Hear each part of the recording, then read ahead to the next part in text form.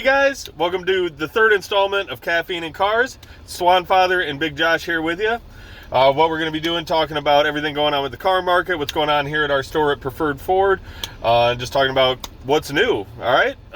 So to kick it off today, something a lot of people have been noticing, a lot of things we've been hearing, is why is the used car market so high?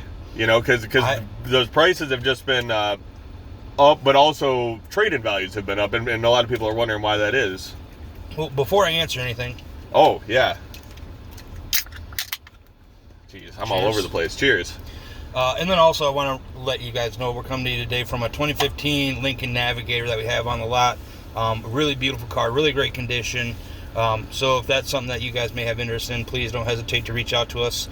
We are again at Preferred Ford at 1401 South Beacon Boulevard. Our number here is 616-842-0600. And again, Swan and I are the only two people who work here. The only two people. Also, I feel like it's important that we mention we are not sponsored by Monster Energy or C4.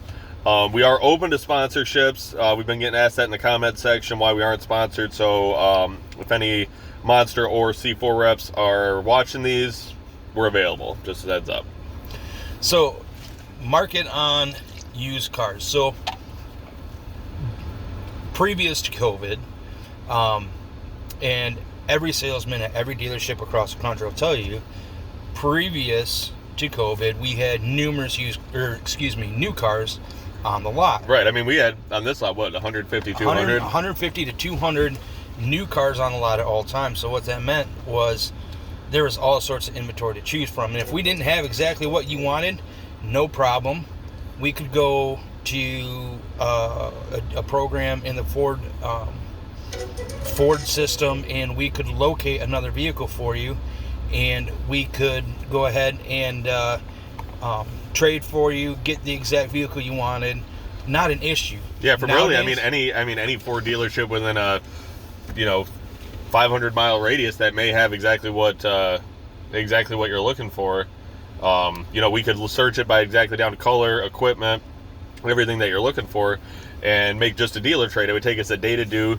You could have the car within 48 hours, and it was bing, bang, boom. And nowadays, we're lucky, and we're a pretty average-sized dealership. There's a lot bigger dealerships out there that are even in worse shape than we are. But now with better employees. Correct. But we're lucky if we have maximum 20 cars on the lot, 20 brand new cars on the lot. Yeah, that's stretching it too. I can't even tell you the last time that we saw that. And a lot of our new inventory is sold before it ever hits the lot. So Ford, we mentioned this last time, Ford, as a vehicle rolls off the line, they automatically put it on our website so that if the person the vehicle was ordered for whatever reason, has to back out of that order, there's already a list of people waiting for that vehicle. So exactly. Most of our new car inventory is sold before it ever hits the ground. So that being said, that does two things. Number one, takes away rebates because they don't need to put them out there anymore. And number two, it drives the price of used cars up. Right. But it doesn't just affect you, the consumer, is the cost that you're paying for the vehicle. It also affects you, the consumer, and you get more for your trade. Right. Yeah, because it's more in demand, and it's easier for us to recon a car, as far as if it's been serviced here, we want to take that trade. We know the service work that's been done to it. It's easier for us to present a car to a new buyer if it was a local trade-in. Yeah, it's someone who came in and got their service work done here. It's been serviced here. Then an auction car, not that there's anything necessarily wrong with the auction cars. It just, people have a sense of, buying local, getting stuff that's from another local person. The history in the vehicle is a bit of a security blanket for the consumer. Exactly. But when those cars aren't coming in, we have to go other places. We have to go to the auction to make sure we have inventory for everybody. And that's what all the dealerships in the country are doing, which also then raises the cost. It raises the price of the vehicles. But hopefully, and that's just, but again, as Josh said, it does affect your trade-in value as well. You're going to get top dollar for your trade because we want your trade. We want to have that local trade-in car. So there's really not a better time. Your car is never going to be worth more than what it is right now. That's a fact. So along with that, there are so many different types of vehicles out there. There's so many car, truck, van, SUV, and then there's makes and models. You know, there's just so many different vehicles on the road. I'm sitting here right now. We're looking at 31 or South Beacon Boulevard, and we're just kind of watching the traffic go by as we're doing this. And I can't even count the cars fast enough to tell you how many different makes and models I'm looking at right now. We've probably seen 100 in the, what have we been running here? It's 5 minutes and 26 seconds. We've probably seen 100 go by here. So there is certain vehicles that hold resale value better than others. One thing to keep in mind is depreciation on a vehicle is basically a percentage. Okay, so if you take, say it's 10%. If you take 10% of 20,000, that's a lot less than 10% of 200,000. So the more expensive the vehicle, the more the depreciation is going to be as soon as you drive off the lot. When did you learn how to do math? I didn't. I grew up in Fremont. So that being said, some of the top resale value vehicles, your big trucks, your 3/4 tons, your 1 tons, the things that are in really good shape when it comes to those, even your half tons. Trucks in general are really good at holding resale value. Yep. Specific minivans, your Honda Odysseys, your Toyota Siennas, things like that, huge when it comes to resale value. Basically anything Honda or Toyota is the same way. Really, really good resale values or trade-in values. And probably one of the best way to get the most you can out of your trade-in is when you get your new vehicle, get the appearance protection packages that they offer. So there's a study that was done. If you take a vehicle, take 2 identical vehicles, one runs like crap, smokes, rattles, everything else, but it looks amazing. One runs perfect, but it's got a couple rust spots on it.